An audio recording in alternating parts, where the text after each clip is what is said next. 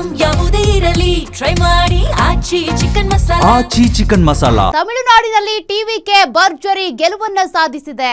ತಮಿಳುನಾಡಿನಲ್ಲಿ ಬಿರುಸುಗೊಂಡಂತ ರಾಜಕೀಯ ಚಟುವಟಿಕೆಗಳು, ಸರ್ಕಾರ ರಚನೆಗೆ ಅಂತೇಳಿ ಈಗ ಸಭೆಯನ್ನ ಕರೆಯಲಾಗಿದೆ.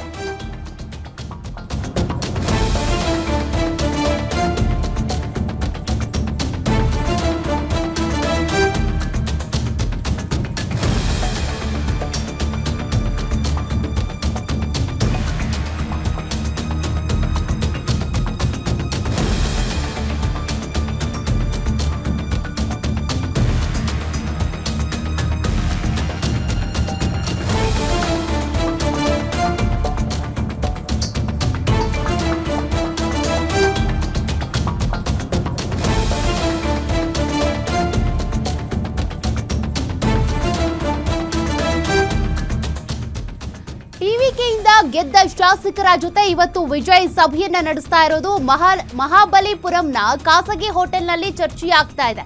ಸರ್ಕಾರ ರಚನೆಯ ಬಗ್ಗೆ ಸಭೆಯಲ್ಲಿ ಶಾಸಕರ ಜೊತೆಗೆ ಸಭೆ. ಇದೇ ವೇಳೆ ಶಾಸಕಾಂಗ ಪಕ್ಷದ ನಾಯಕರ ಆಯ್ಕೆಯೂ ಕೂಡ ಆಗುತ್ತೆ.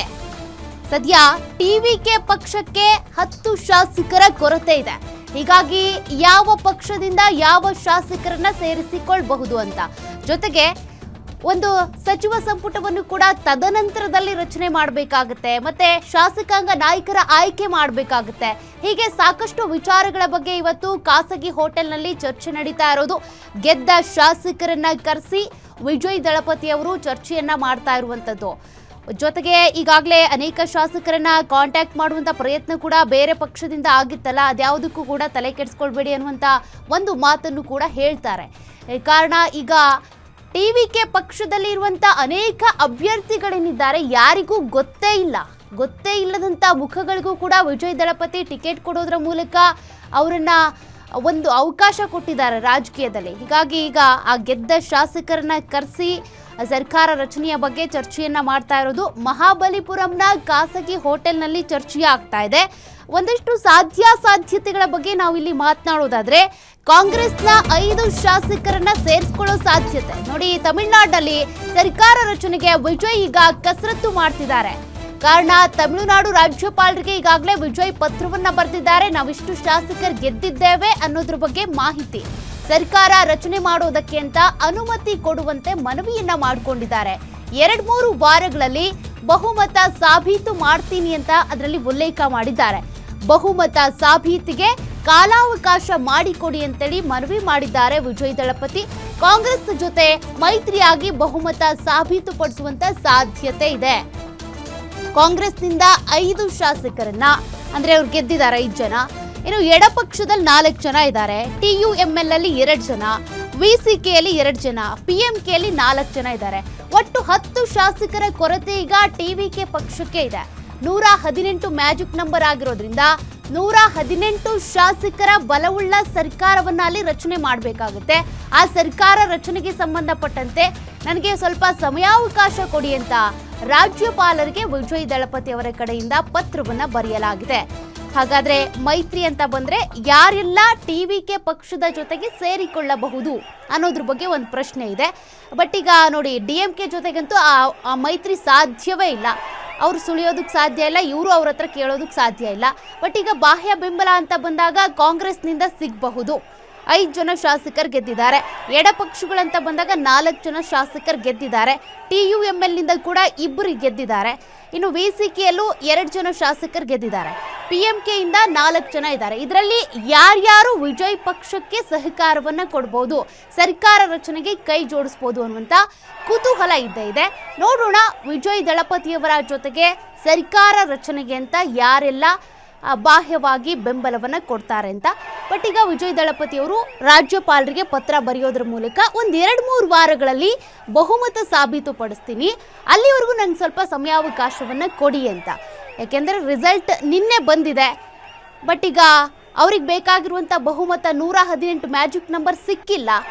ಬಟ್ ಬೇರೆ ಪಕ್ಷಗಳ ಜೊತೆಗೆ ತಮ್ಮ ಸಿದ್ಧಾಂತದ ಜೊತೆಗೆ ಕಾಂಪ್ರಮೈಸ್ ಆಗಿ ಅವರಿಗೆ ಮೈತ್ರಿ ಮಾಡ್ಕೊಳ್ಳೋದಕ್ಕೂ ಕೂಡ ಅವ್ರು ರೆಡಿ ಇಲ್ಲ.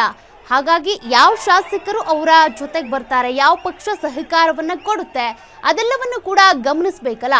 ಆ ಕಾರಣಕ್ಕಾಗಿ ವಿಜಯ್ ದಳಪತಿ ಅವರು 1-2-3 ವಾರ ಸಮಯ ಕೊಡಿ ಅಂತ ರಾಜ್ಯಪಾಲರಿಗೆ ಮನವಿ ಮಾಡಿ ಪತ್ರವನ್ನು ಬರೆದಿದ್ದಾರೆ. ಜೊತೆಗೆ ಇವತ್ತು ಸಭೆ ಕೂಡ ಇದೆ, ಗೆದ್ದ ಶಾಸಕರ ಜೊತೆಗೆ ನಡೀತಾ ಇರುವಂಥ ಸಭೆ. ಆ ಸಭೆಯಲ್ಲಿ ಸಾಕಷ್ಟು ಇನ್ಸ್ಟ್ರಕ್ಷನ್ಸ್ ಇರುತ್ತೆ. ಜೊತೆಗೆ ಯಾವ ಶಾಸಕರನ್ನ ನಾವು ಸೇರಿಸ್ಕೊಳ್ಬಹುದು, ಯಾರಿಗೆ TVKಗೆ ಸೇರುವಂಥ ಆಸಕ್ತಿ ಇದೆ, ಅದೆಲ್ಲದ್ರ ಬಗ್ಗೆ ಸಾಕಷ್ಟು ಚರ್ಚೆ ಆಗುತ್ತೆ. ಬಟ್ ತಮಿಳುನಾಡಿನಲ್ಲಿ ಇದೊಂದು ಹೊಸ ಬರೀ ವಿಕ್ಟರಿ ಅಲ್ಲ, ಇದು ಒಂದು ರೀತಿ ಹಿಸ್ಟರಿ ಅಂತಾನೆ ಹೇಳ್ಬೋದು. TVK ಈ ಮಟ್ಟಕ್ಕೆ ಗೆಲುವನ್ನು ಸಾಧಿಸುತ್ತೆ ಅಂತ ಯಾರೂ ಕೂಡ ಅಂದ್ಕೊಂಡಿರಲಿಲ್ಲ. DMK, AIADMK ಈ ಪಕ್ಷಗಳ ಎದುರು ಹೊಸ ಪಕ್ಷ ಗೆಲ್ಲುತ್ತಾ ಅಂತೇಳಿ ಎಲ್ಲರೂ ಕೂಡ ಪ್ರಶ್ನಾರ್ಥಕವಾಗಿಯೇ ಕೇಳ್ತಾ ಇದ್ರು. ಬಟ್ ನಿನ್ನೆ ಬಂದಂಥ ಆ ರಿಸಲ್ಟ್ ಏನಿದೆ, ವಿಜಯ್ ದಳಪತಿಯವರ ಅಭಿಮಾನಿಗಳಿರ್ಬೋದು, ಜೊತೆಗೆ ವಿಜಯ್ ಅವರನ್ನ ಗೆಲ್ಲಿಸುವತ್ತ ಮತದಾರ ಏನು ದಾಪುಗಾಲು ಹಾಕಿದ್ನಲ್ಲ, ಪ್ರತಿಯೊಬ್ಬರಿಗೂ ಕೂಡ ಅದು ಒಂದು ಯಶಸ್ಸು ಅಂತಾನೆ ಹೇಳ್ಬೋದು. ವಿಜಯ್ ದಳಪತಿಯವರ 2024ರಲ್ಲಿ ರಚನೆ ಆದಂಥ ಈ TVK ಪಕ್ಷ ಏನಿದೆ, 2 ವರ್ಷದಲ್ಲಿ 2.5 ವರ್ಷದಲ್ಲಿ ಈ ಒಂದು ಸಾಧನೆ ಮಾಡಿದೆ ಅಂದರೆ ನಿಜಕ್ಕೂ ಕೂಡ ಗ್ರೇಟ್ ಅನಿಸುತ್ತೆ. ಬಟ್ ವಿಜಯ್ ದಳಪತಿಯವರು ಕೊಟ್ಟಿರುವಂಥ ಎಲ್ಲ ಭರವಸೆಗಳನ್ನು ಈಡೇರಿಸಬೇಕು ಅಂತ ಅಂದರೆ ಅಷ್ಟೇ ಸಮಯ ಬೇಕು, ಸಂಪನ್ಮೂಲ ಬೇಕು, ಅವೆಲ್ಲವನ್ನು ಜಾರಿಗೆ ತರೋದಕ್ಕೆ ಬೇಕಾದಂಥ ಒಂದು ದೊಡ್ಡ ಟೀಮೇ ಬೇಕು. ಅದೆಲ್ಲವನ್ನು ಹೇಗೆ ತಯಾರಿ ಮಾಡ್ಕೊಳ್ತಾರೆ ಅನ್ನೋದು ಕೂಡ ದೊಡ್ಡ ಪ್ರಶ್ನೆನೇ.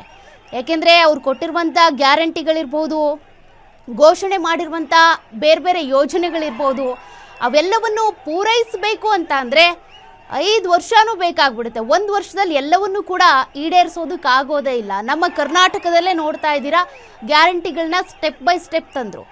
ತದನಂತರದಲ್ಲೂ ಕೂಡ ಈಗ ಗ್ಯಾರಂಟಿ ಯೋಜನೆಗಳಿಗೆ ಹಣ ಸರಿದೂಗಿಸೋದಕ್ಕೆ ಹೋಗಿ ಬೇರೆ ಅಭಿವೃದ್ಧಿ ಕಾರ್ಯಗಳಾಗಲ್ಲ ಅನ್ನುವಂಥ ಆರೋಪವನ್ನು ಹೊತ್ತೇ ಸರ್ಕಾರ ಸಾಗ್ತಾ ಇದೆ. ಹಾಗಾಗಿ ತಮಿಳುನಾಡಿನಲ್ಲೂ ಕೂಡ ಎಲ್ಲ ಅವರ ಗ್ಯಾರಂಟಿಗಳು, ಘೋಷಣೆಗಳನ್ನು ಅನುಷ್ಠಾನಕ್ಕೆ ತರಬೇಕು ಅಂದರೆ ಸಾಕಷ್ಟು ಸಮಯ ಬೇಕಾಗುತ್ತೆ. ಮತ್ತು ಶಾಸಕರು ಅಂತ ಬಂದಾಗ ಅವ್ರು ಯಾರೂ ಕೂಡ ಅನುಭವಸ್ಥರಲ್ಲ, ಈಗಷ್ಟೇ ಬಂದಿರುವಂಥ ಯಂಗ್ ಆಗಿರುವಂಥವ್ರು, ಅದು ಫೀಮೇಲ್ ಇರ್ಬೋದು, ಮೇಲ್ ಇರ್ಬೋದು. ಬಟ್ ಅವ್ರನ್ನ ಒಳ್ಳೆ ಒಂದು ದಾರಿಲಿ ತೆಗೆದುಕೊಂಡು ಹೋಗಬೇಕಾಗುತ್ತೆ, ಎಲ್ಲ ಯೋಜನೆಗಳನ್ನು ಅನುಷ್ಠಾನಕ್ಕೆ ತರಬೇಕಾಗುತ್ತೆ ಅಂದರೆ ಅಷ್ಟೇ ಎಫರ್ಟ್ ಬೇಕಾಗುತ್ತೆ. ಆ ಎಫರ್ಟನ್ನು ಹಾಕಿದ್ದೇ ಆದರೆ TVK ಪಕ್ಷ ತಮಿಳುನಾಡಿನಲ್ಲಿ ಆಳ್ವಿಕೆ ನಡೆಸೋದ್ರಲ್ಲಿ ಸಕ್ಸಸ್ ಕಾಣುತ್ತೆ. ಬಟ್ ಎಲ್ಲಾದರೂ ಒಂಚೂರು ಎಡವಿದ್ರು ಅಂತಂದರೆ ಆರ್ಥಿಕ ಮುಗ್ಗಟ್ಟು ಕೂಡ ಗ್ಯಾರಂಟಿ. ಹಾಗಾಗಿ ವಿಜಯ್ ದಳಪತಿಯವರು ಇದೆಲ್ಲವನ್ನ ಹೇಗೆ ನಿಭಾಯಿಸ್ತಾರೆ ನೋಡಬೇಕಾಗುತ್ತೆ. ಈಗ DMK ಸರ್ಕಾರ ಏನು ಇಲ್ಲಿವರೆಗೂ ಇತ್ತು, ಎಷ್ಟು ಸಾಲ ಮಾಡಿದೆ ಅನ್ನೋದನ್ನ ನೋಡಬೇಕು, ಎಷ್ಟು ಯೋಜನೆಗಳು ನೆನೆಗುದಿಗೆ ಬಿದ್ದಿದ್ದಾವೆ ನೋಡಬೇಕು, ಎಷ್ಟು ಯೋಜನೆಗಳು ಇವ್ರು ಕಂಟಿನ್ಯೂ ಮಾಡ್ಕೊಂಡು ಹೋಗ್ತಾರೆ ನೋಡಬೇಕಾಗುತ್ತೆ. ಇವ್ರು ಘೋಷಣೆ ಮಾಡಿರುವಂಥ ಯೂತ್ಸಿಗೆ ಉದ್ಯೋಗ ಸೃಷ್ಟಿ, 15,000 ಉನ್ನತ ಶಿಕ್ಷಣಕ್ಕೆ ಕೊಡೋದು, ಮತ್ತು ಮದುವೆ ಆಗುವಂಥವ್ರಿಗೆ ಯುವತಿಯರಿಗೆ 8 ಗ್ರಾಮ್ ಗೋಲ್ಡ್ ಕೊಡ್ತೀನಿ ಅಂದಿರೋದು, ರೇಷ್ಮೆ ಸೀರೆ ಕೊಡ್ತೀನಿ ಅಂದಿರೋದು, ಇವೆಲ್ಲ ಬಹಳ ಈಸಿಯಾಗಿ ಆಗುವಂಥದ್ದಲ್ಲ. ನೆರವೇರಿಸಬೇಕು ಅಂದರೆ ಬಹಳ ಕಷ್ಟ. ಹಾಗಾಗಿ ಅವೆಲ್ಲವನ್ನು ಫುಲ್ಫಿಲ್ ಮಾಡುವತ್ತ ವಿಜಯ್ ದಳಪತಿ ಯಾವ ಮಟ್ಟಿಗೆ ಸಕ್ಸಸ್ ಆಗ್ತಾರೆ ನೋಡಬೇಕಾಗುತ್ತೆ.